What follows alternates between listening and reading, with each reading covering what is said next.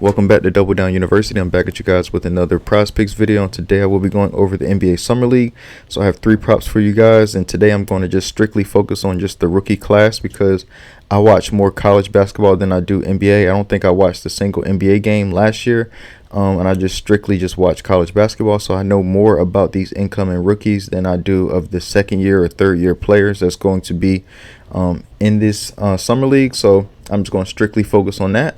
And the 3 props that I have for you guys is Jalen Tyson over 13.5 points, Rob Dillingham over 15.5 points, as well as Zach Edey over 14.5 points. Now, granted, the first couple days of Summer League go very light on these props because, for one, a lot of these coaches are trying to integrate these rookies into the team structure. So with that being said, they'll probably play them a little less minutes than they would normally, like later on in the tournament as you get, further along into where the games count, where it's win or go home type of scenario. So, like prime example, the Sixers played the other night, and Jared McCain, he played like in 5-minute increments. Like the first quarter, he played the first 5 minutes. Second quarter, played the first 5 minutes, and then the coach kind of switched it up in the second half, where he played him the first 5 minutes, took him out, and then subbed him back in with like a minute and 45 seconds left. So the rotations can kind of be a little crazy. So, but I think that a lot of these guys are capable of fulfilling this in their allotted times that they will be playing today. So let's get into it. So the first one is Jalen Tyson. So Jalen Tyson was one of my favorite players in college last year at Cal. So I would stay up late and watch him. I'm on the East Coast, so I would stay up and watch him play at Cal. He averaged like 19.7 points or 19.6 points a game last year. He's super efficient as he shot almost 47% from the field. 3-point percentage, shot 36% from the field. Didn't really attempt too many threes. He shot around 4 to 5 3-pointers a game. Free throw percentage, shot almost 80%, so 79.6 free throw percentage. So he is efficient getting to the line. But one thing I like about him is he's aggressive. Like, it used to be plenty of games where he would come out and he would score like maybe 6 to 8 points in the first half, and then he'll go for like 15 or 12 in the second half. So he's able to flip that switch and turn it on. So what I did was I like to go back and listen to like press conferences and different things of that nature of these like rookies and like their first couple days in practice preparing for the summer league before they go out to the summer league. And one thing that stuck out to me about Jalen Tyson is he's one of those guys, and I know this is very cliche to say, but they say, oh, well, I'm very aware and I'm keeping track and I got a list of players that were drafted ahead of me as his motivation, and that's one of his things that he talked about. But another thing that stuck out to me is he talked about a difference between college and pro is the amount of spacing that they have on the floor. Is different from college, and he said he faced a bunch of different defenses in college because he was pretty much the main guy at Cal, and they basically defenses loaded up on him to try to stop him, because pretty much if you stopped him, you stopped their team.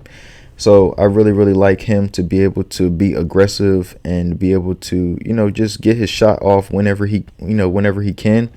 Now also too, they also moved him to different positions.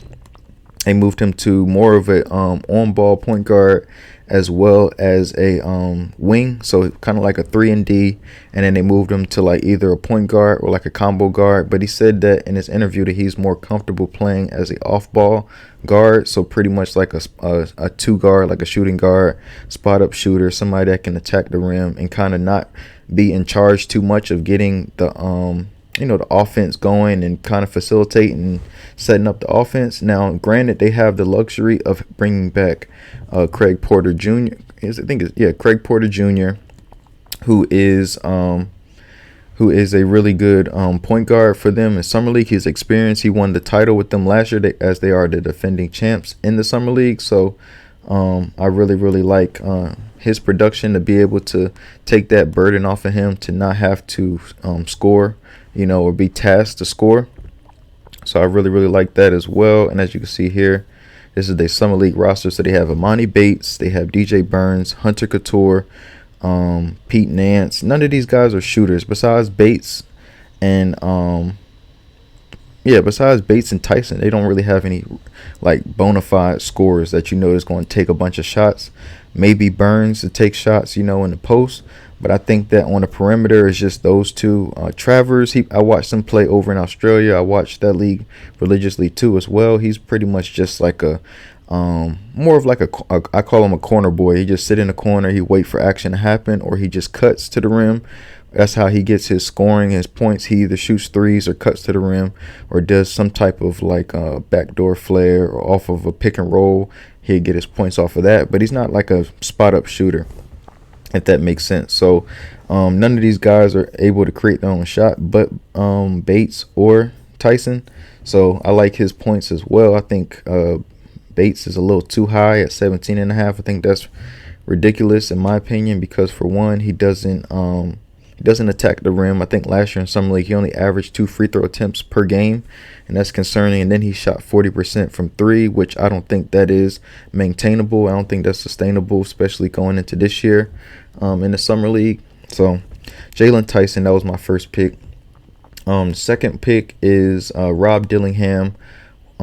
Most of you guys know about him. He's one of the most dynamic players in college basketball, and he has that personality, that swagger about him, that he's going to be himself. Now, one thing why I like him a lot is because, for one, I was reading some news clippings about him, and one thing I found out is that the coach basically told him he wants him to be himself. He doesn't want him to try to fit himself into the team. He just be him and play style of basketball.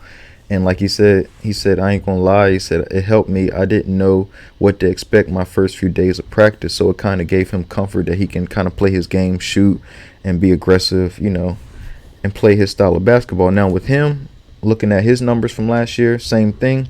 Super efficient scorer, shot 47% from the field. He shot 44% from 3 on 4.5 to 5 attempts per game, and he averaged 15.2 points. Now, granted, for him, he was their 6th man for Kentucky, so he came off the bench and scored. So I'm pretty sure that he's going to start in the Summer League. So I like him as well to go over 15.5 points as well. So I like him, and then, like I said, I like him to go points. And then also, last but not least, Zach Edey. Now, this just comes off just strictly matchup base. So, Zach Edey is 7'3", right? Most of you guys know that. He's super, super tall. When you look at this Kings roster, they don't have anybody that can match up with him man for man, size-wise, besides this guy, Joe Lusal Jr., and I watched him play last year. He played in the NBL, which is the Australian League. I watched him play last year. So one thing about him that can keep him off the court when he did play in the NBL is he fouls a lot. Like, this dude fouls religiously. Like, he's always in foul trouble.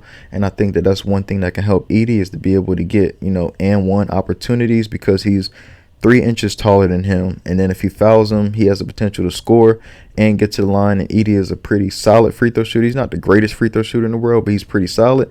So if he can get a bunch of like easy, just duck in, easy layups, and then transition points where they're not tracking back to get him on the breakout or on the fast break, he can get easy points there. And then also posting up. I think a lot of these guys are too small for him as well.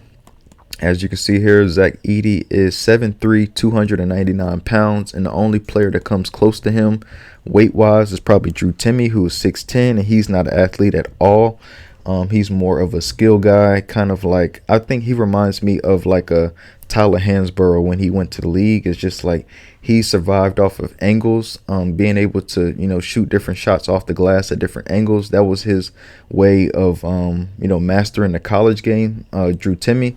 So, and he's not a defender at all. He's nowhere near close to a defender. I don't think he can guard a traffic cone if need be.